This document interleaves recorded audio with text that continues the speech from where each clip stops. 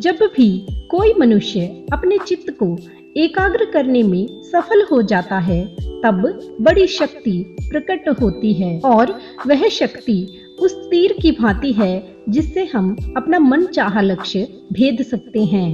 जब स्वामी विवेकानंद रामकृष्ण के आश्रम में रहते थे, तब वे एकाग्रता के लिए प्रयोग करते थे।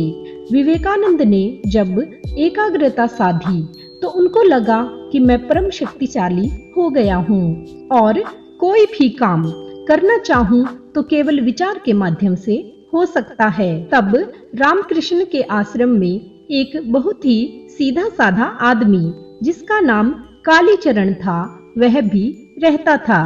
वह भक्त आदमी था।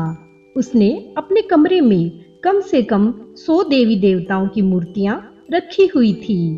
सब तरह के देवी देवताओं को नमस्कार करता था, उनकी पूजा करता था। उसको पूजा करने में 3 घंटे से लेकर 6 घंटे तक लग जाते थे, क्योंकि सभी को थोड़ा थोड़ा खुश करता था। विवेकानंद का मन वस्तुतः नास्तिक का मन था। शुरुआत से ही वे तर्क और विचार में गहरे थे। इसीलिए विवेकानंद अक्सर ही कालीचरण पर हंसते थे और उससे कहते, कालीचरण फेंक दे, यह क्या कचरा इकट्ठा कर रखा है।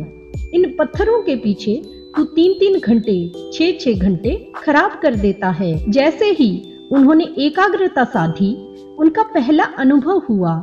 उनको ख्याल आया कि कालीचरण जो कि बगल के कमरे में ही पूजा कर रहा था, उन्होंने अपने मन में ही कहा, कालीचरण बस अब बहुत हो गया, सारे देवी देवताओं को एक कपड़े में बांध ले और गंगा में फेंक आ।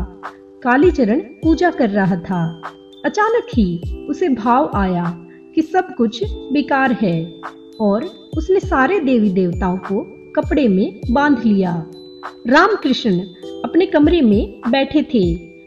उन्होंने कालीचरण को बुलाया और पूछा, कहाँ जाते हो?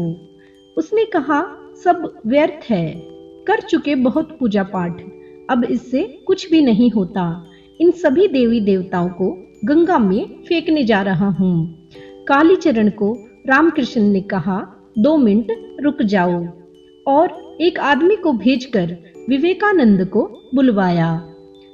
कालीचरण से कहा, तू कहीं मत जा। विवेकानंद घबराते हुए रामकृष्ण के पास आए।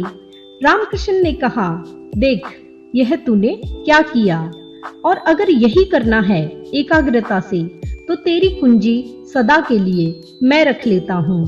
अब मरने के केवल 3 दिन पहले ही तुझे कुंजी वापस मिलेगी।